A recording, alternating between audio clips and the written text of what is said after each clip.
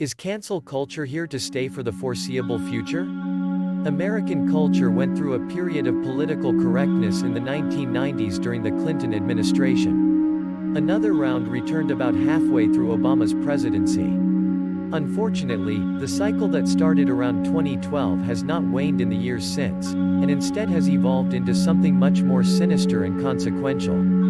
Retaliation for daring to state what a small but vocal and well-connected Twitter mob deems offensive can reach absurd levels.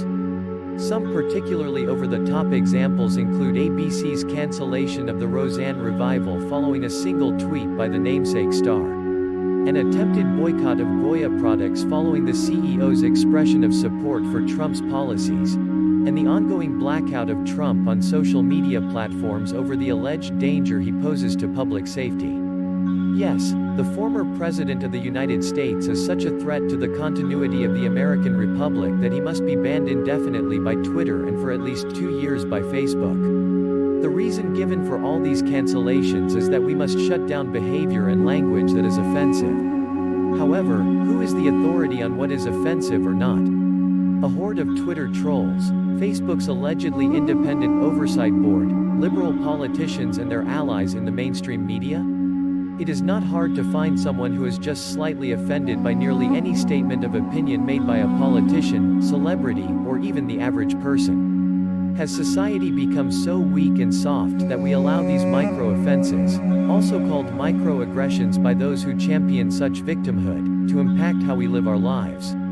We need to start making a real effort to return to the childhood mantra of, "Sticks and stones may break my bones, but words will never hurt me."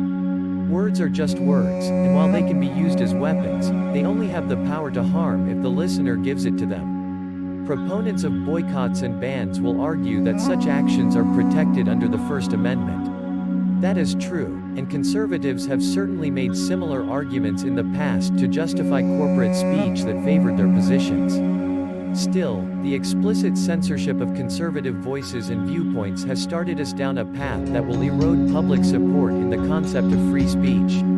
It is not unrealistic to imagine a future in which leftist politicians first demand and then legislate harsh restrictions on speech that are upheld by courts stacked with activist judges. The value of the First Amendment will continue to erode until government and corporate interests control all manner of speech via a de facto Ministry of Truth. After nearly a decade, it is time to bring this war over political correctness and cancel culture to a close. We must fight for the side of freedom until it triumphs. What do you think?